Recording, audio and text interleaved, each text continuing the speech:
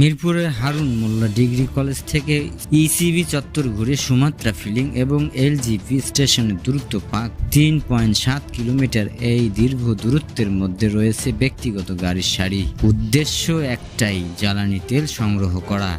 Filling station থেকে যে গাড়িটি 50 নম্বর সিরিয়ালে রয়েছে, সেই গাড়ির চালক গতকাল ভোর 5টায় স্টিল ব্রিজের কাছে সিরিয়ালে দাঁড়িয়েছিলেন।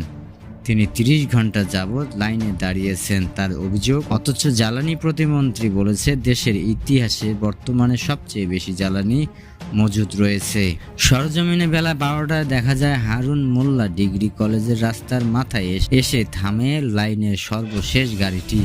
কিছু সময় সেখানে দাঁড়িয়ে দেখা যায় জ্বালানি তেলের জন্য গাড়ি এসে একটু পরপরই দাঁড়াচ্ছে। এখানে লাইন একটু একটু সরে বাড়ছে। এদিকে ব্যক্তিগত গাড়ির লাইনের পাশাপাশি শুরু হয়েছে মোটরসাইকেলের লাইন। একটু সময় পর পর মোটরসাইকেল লাইনে এসে দাঁড়াচ্ছে আরও মোটরসাইকেল। সময় যত যাচ্ছে মোটরসাইকেল লাইন তত বড় হচ্ছে। লাইনের সর্বশেষ মোটরসাইকেলের বেলা 12:30টায় পাওয়া যায় ফিলিং স্টেশন থেকে 1.6 কিলোমিটার দূরে।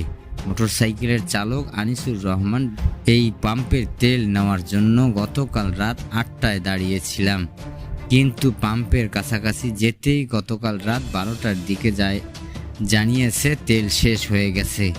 এজন্য আজ আমি এখন এসে দাঁড়িয়েছি, আশা করি সন্ধ্যা নাগাদ হলেও তেল পাবো। তিনি আরও বলেন, প্রস্তুতি হিসেবে পর্যাপ্ত পানি নিয়ে এসেছি। কারণ লাইনে দাঁড়িয়ে থাকলে কোথাও কোনো কিছু করা যায় না, একটা ভোগান্তি তৈরি হয়। সুমাত্রা ফিলিং স্টেশন সূত্রে জানা গেছে, মার্চ মাসে প্রতিদিন 6,763 লিটার ডিজেল ডিপো থেকে আনা হয়, আর অকটেন আনা হয় 31,950 লিটার। গতকাল 17 এপ্রিল ফিলিং স্টেশনে কর্তৃপক্ষ 9,000 লিটার ডিজেল ও 31,500 লিটার অকটেন এনে বিক্রি করেছে।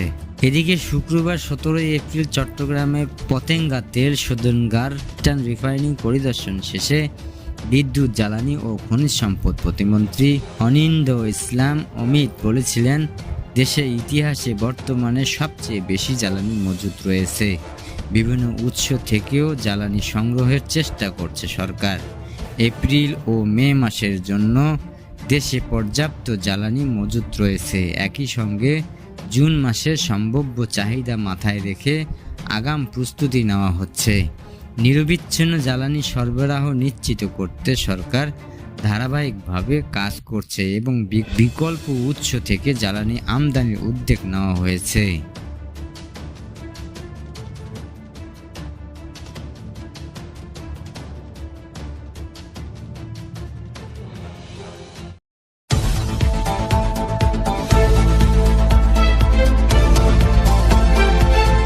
বিদেশি বাণিজ্যিক জাহাজগুলোর জন্য খুলে দেওয়ার কয়েক ঘন্টার মধ্যে হরমুজ প্রণালীতে অবরোধ জারি করেছে ইরান।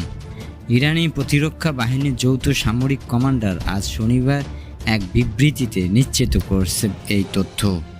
শনিবার স্থায়ী সময় দুপুরের দিকে দেওয়া সেই বিবৃতিতে যৌথ সামরিক কমান্ডারের পক্ষ থেকে বলা হয়েছে, হরমুজ প্রণালীতে নিয়ন্ত্রণ আবার পূর্বের অবস্থায় ফিরে এসেছে। পুরো প্রণালী ব্যবস্থা এবং নিয়ন্ত্রণ সামরিক বাহিনীর হাতে থাকবে আগের মতোই।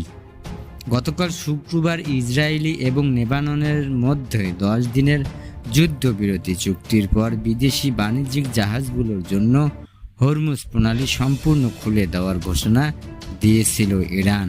পররাষ্ট্রমন্ত্রী আব্বাস আরাকচি সামাজিক যোগাযোগ মাধ্যম এক্স পোস্টে করা এক বার্তায় বলেছিলেন, লেবাননের যুদ্ধবিরতি চলাকালে হরমুজ প্রণালী বাণিজ্যিক জাহাজের জন্য সম্পূর্ণ উন্মুক্ত থাকবে, তবে নিরাপত্তার স্বার্থে জাহাজগুলোকে ইরানের সামুদ্রিক কর্তৃপক্ষ সম্মানিত রুট বা পথ অনুসরণ করতে হবে। তবে সৈয়দ আরাকচি এই বক্তব্য দেওয়ার পর নিজের সামাজিক যোগাযোগ মাধ্যম ট্রুথ সোশ্যাল পোস্ট করা এই বার্তায় প্রেসিডেন্ট ট্রাম্প বলেন, ইরান হরমুজ প্রণালী উন্মুক্ত করে দিলেও যুক্তরাষ্ট্রের সঙ্গে চুক্তিতে পৌঁছানো না পর্যন্ত ইরানি বন্দরগুলোতে মার্কিন অবরোধ বলবৎ থাকবে।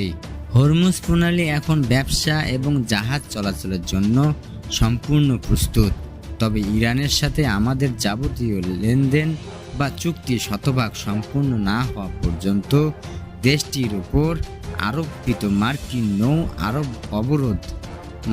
নৌ অবরোধ পূর্ণ শক্তিতে বহাল থাকবে, ট্রুথ সোশ্যালে পোস্টে বলেন ট্রাম্প।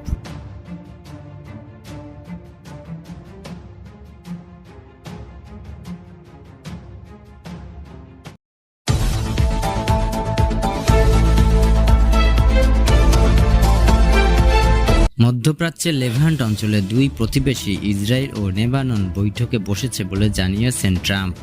যুদ্ধরত দুই পক্ষের এই বৈঠক মধ্যপ্রাচ্য কিছুটা হলেও স্বস্তির অবকাশ সৃষ্টি করবে বলেও মন্তব্য করেছেন তিনি।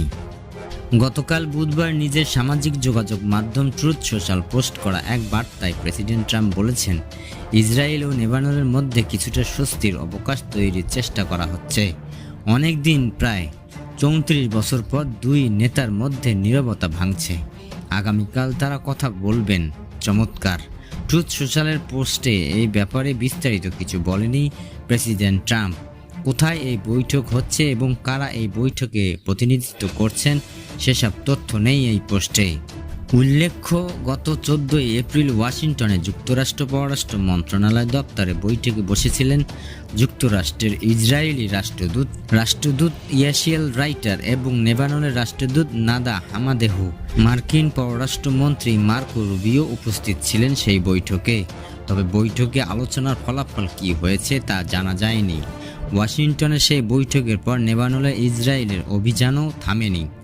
এ ব্যাপারে বিস্তারিত জানতে ইসরায়েল ও লেবাননের পররাষ্ট্র মন্ত্রণালয় যোগাযোগ করছিল মার্কিন সংবাদ মাধ্যম CNN।